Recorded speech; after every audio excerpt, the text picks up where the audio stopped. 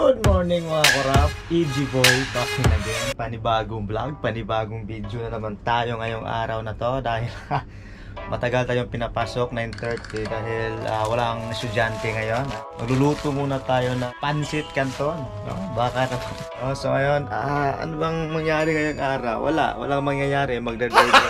Gago! Gusto ko lang kayong kumustahin sa lahat ng mga Bisayang gangster dyan. Kumusta sa inyong lahat? Magluluto muna ako ng pancit canton dahil ito na yung almusal natin. Kasi mamaya di man tayo masyadong kumakain ng kanin ng umaga dahil yung tiyan mo baka lumalaki, no? Yan ang sekreto niyan. Kaya canton lang tayo, no? Non-healthy pero pwede na. So kita-kita tayo mga korap. Dahil yung araw na to medyo mainit na yung panahon, medyo maganda na. Tapos na yung bagyo no? Ano ba sabihin ko? Parang wala ko sasabihin. Gago! Punyeta kayo. So yun na mga pre, naglalakad tayo ngayon papunta sa bus stop, kung saan tayo sasakay papunta sa trabaho natin. Alam mo yung kanina pa ako doon sa bahay, wala naman akong ginagawa, nagtitiktok ako doon. Puro nantik. Within 30 minutes, wala pa rin tayong nagawang video. Ang hirap pala mag-acting. Kasi yung ginawa nating TikTok, no? Acting yon, no? Hindi yung sayaw. Kung sayaw yun, basic lang yun. May nag-aantay yun papuntang prison. Diyan isasakay yung mga inmates. So karon 9:50 na. So yung bus natin malapit na dumating. Wala masyadong tao ngayon dito kasi katatapos lang ng bagyo. Liwanag na naman. Ayan. Liwanag ng araw pero madilim pa rin. Woo! Pero okay na yan. At least meron. A few moments later. Dito tayo ngayon sa immigration malapit. Ayan, no? Tower dyan. Buenos dias amigos, amigas, no? Bakit nasabi ko yan? Kasi yung amo ko nagtatanong kung marunong ba akong mag-Spanish. Ang hindi niya alam, no? Galing akong Zamboanga City for how many years. Kaya marunong tayong magtsabakano konti. Buenos dias amigos, amigas. On the party abra. Gago! Obra Kel here in Hong Kong. Para talaga ito pasok muna tayo kaya masyado tayong famous dito. Tinitingnan tayo ng mga Chinese tinitingnan tayo ng mga tao. Ayan. So ang ginawa pa namin dito is mag-a-apply siya ng residency, yung amo ko. So ilang taon na siya dito sa Hong Kong, for how many years. Ngayon pala siya mag-a-apply ng residency. Dahil nga daw sa Hong Kong masyadong mahigpit. So maraming pulis. Ayan, maraming pulis doon. So wala tayong pakialam yan, trabaho nila yan. Tayo dito, pag may pulis, alis tayo.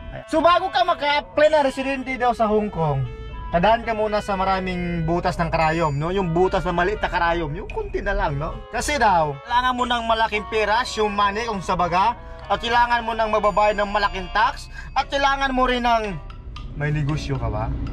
Ang pinaka-way para daw maging residente ng Hong Kong, mangasawa ka ng Hong Kong residence. Pero mahirap pa rin daw dahil hindi basta-basta, dahil mag-aantay ka pa ng ilang taon. Ang tanong, ang sagot, wala akong sagot. Pero yun ang sinasabi. So yun mga chong, no? Kung inakala nyo nandun pa ako sa immigration ngayon, no. Wala na ako doon. Dahil sa sobrang dami ng pulis doon, nandito ako sa bundok. Ayan, no? Gago! Papuntang Taitam, Receiver. So bakit nandito ako? Kung bakit nandito ako? Dahil lowy ako.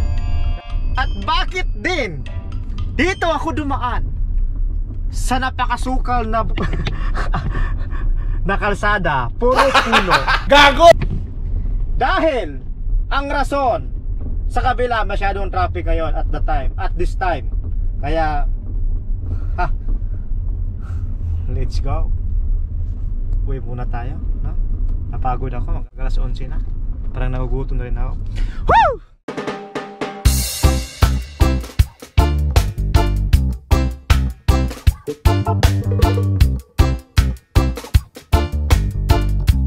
At this time, nandito tayo ngayon sa Chusun Hill, no? Kung hindi nyo alam kung saan yung Chusun Hill, no, harap ng Ocean Park. So yun na nga, at pagpasok natin doon sa gwardiya, tinanong tayo ng gwardiya kung anong number. Sabi ko, house 27.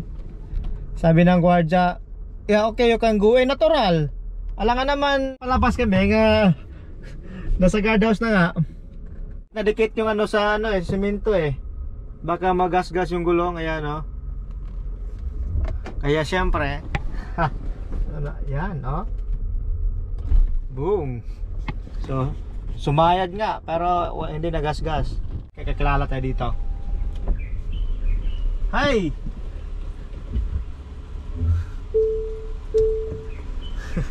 Kakilala natin yan, mga ano yan, mga chikwa. Para naman tayong taxi ngayon mga kurap. Iwan ko ba kung bakit ganito yung buhay sa ibang bansa. Gago! Pa ako. Malalaman mo talaga pag marami kang sakay. So masakit yung pa ako kasi kaapak ng brakes. Ito ako dadaan ngayon sa Storms Road dito sa bundok. Diyan sa bundok. Sa kadahilan ng sobrang traffic doon, baka maipit ako sa traffic doon. Kaya let's go. Bundok time.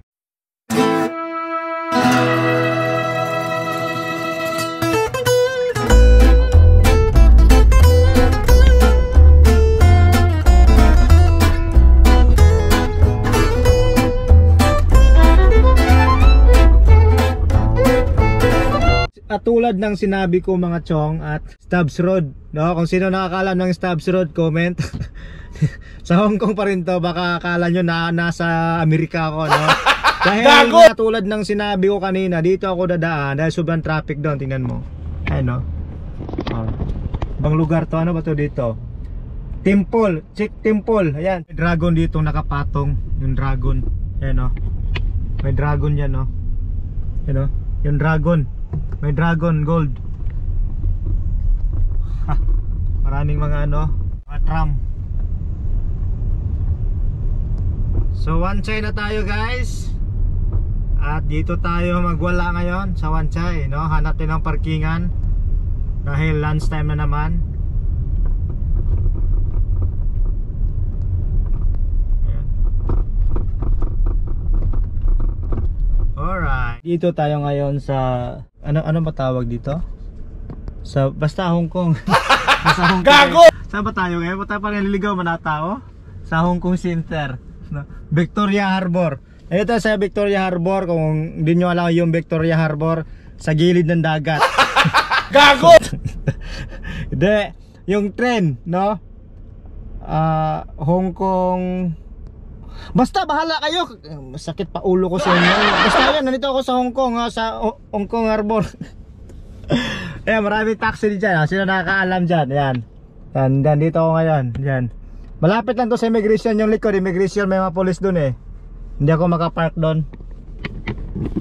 So alas 12:38 na, 12:38 na ng hapon. So gusto ko sanang mag-lunch. Ang problema, hindi ko alam kung baka bigla akong tawagin. So madidili naman yung lunch ko. So ngayon hindi muna ako. Gago! Tingin na ako. Kain muna tayo. So yan. Kakain na tayo. So ibang baunan na naman natin. Kasi yung baunan ko hindi ko nabigay sa kanila. Ito naman ulam mo ngayon Lovely! Salamat sa ulam. Isda, manok, gulay. Ayan. Kain muna tayo ng konti guys. Para mamaya di na tayo malipasan ng gutom. Kasi minsan nalipasan ako ng gutom, nabubuang ko nababaliw. Gago!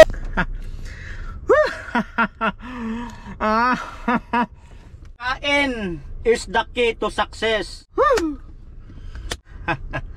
A few inches later. At ayun mga pre, nandito tayo ngayon sa Causeway Bay, at nandito sa restaurant ng Seri Restaurant.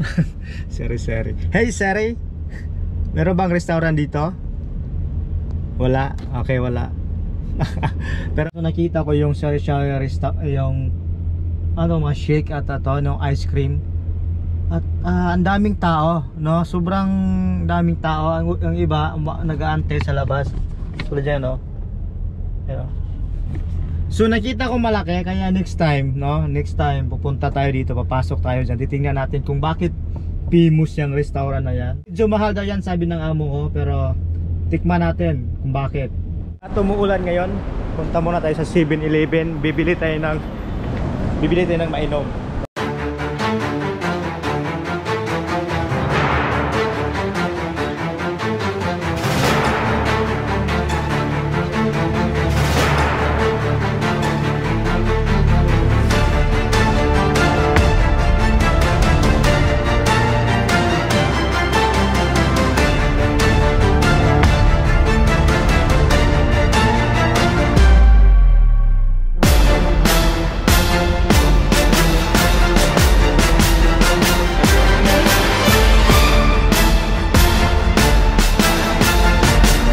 Matong oras karon nga sa alas 4:20 na. Yaw-yaw na ninyong katabang, awa pa kakaon. Ang katabang dire gayaw-yaw na wala pa kakaon. Sige reklamo og kapoy nakaupo, samantalang magtrabaho reklamo pa rin. Okay, maganda yung kaon. Oh, kaon diha. Hi ka diha. Alas 4 na, tangina. Uyan eh, yung kauban nga nalipasan sa gutom mo eh. Na kayo, paano drinks, octopus na bitol la. Kanya, Pas, yung pas. ay pas ay. Reklamo. Kanya may na yung gibuhat nga magamit yung gili mo ang octopus. Yan may na nagibuhat, hindi na ako ipapas mo. Gago! Galing ko lang mga dito. Ako yung nagalinya sa ilaha ba? Galingkod sila, ako galinya. Wala, yahaya din lovely eh. Tignan niya ang trabaho. Ayaw pa, ni mo na maglinya lang ka trabaho. Okay, ang tagnay kaon. Bahala, huli. Palang walay kaon, basta wala magsaka na ako sa balay. Yung wala ka. Dapat patas mo na. Ganyan ako sa babae, ako yung kaon, gawas ko. Ipalinya mo ko niya, tanong ko, taasaan niyo yung mga alas, usa pa ni mga oras mahuman. Oh. Mukhaos ako. Nandito tayo ngayon sa St. Joseph mga kap. St. Joseph. Yan. So ihi muna tayo dun sa CR nila. Tapos may sindihan ng kandila doon. Magsisindi tayo ng kandila pagkatapos natin humihi. Ihi muna tayo saglit. Gago!